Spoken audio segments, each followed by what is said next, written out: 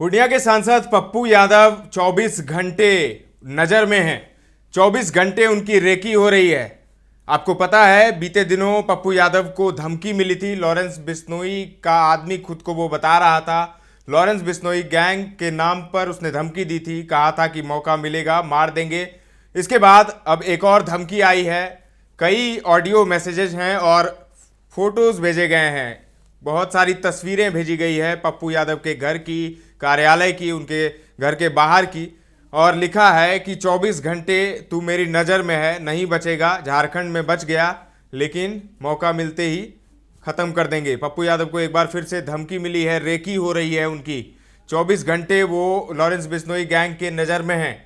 तो Lawrence Bishnoi gang के दुश्मन बन गए हैं पप्पू यादव, और जिस तरीके से उनको बार बार धमकी मिल रही है, कहीं ना कहीं ये गंभीर मसला है। और कहीं ऐसा ही ना हो कि बाबा सिद्दीकी की तरह पप्पू यादव पे भी हमला कर दे। लॉरेंस बिश्नोई गैंग का जो गुर्गा है वो बार बार फ़ोन कर रहा है, कभी पाकिस्तान से, कभी नेपाल से। पप्पू यादव ने सुरक्षा की भी मांग की थी पहले भी, और बीते दिनों भी उन्होंने प्रेस कॉन्फ्रेंस करके कहा था कि सुरक्षा मिलनी चाहिए, जिस तरीके से उन्हें बार बार धमकी दी जा रही है।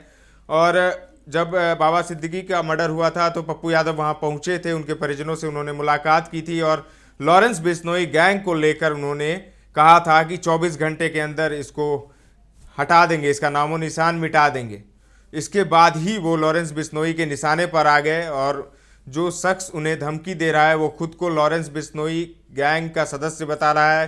लॉरेंस बिश्नोई को लॉरेंस भैया कहकर बुलाता है और पप्पू यादव को बार बार धमकी दे रहा है।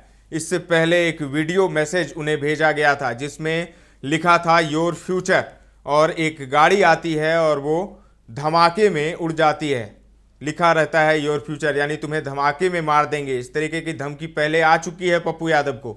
अब एक और धमकी आई है और इस बार फोटोज भेजे गए हैं, तस्वीरें भेजी गई है पप्पू यादव के घर की, और लिखा है उसने कि 24 घंटे तू मेरी नज़र में है। यानी पप्पू यादव की रेकी हो रही है। पप्पू यादव पर कभी भी हमला हो सकता है, जैसा कि धमकी देने वाले जो शख्स है वो बता रहा है, वो धमका रहा है कि कभी भी तुमको ख़त्म कर देंगे, 24 घंटे तुम मेरी नज़र में हो।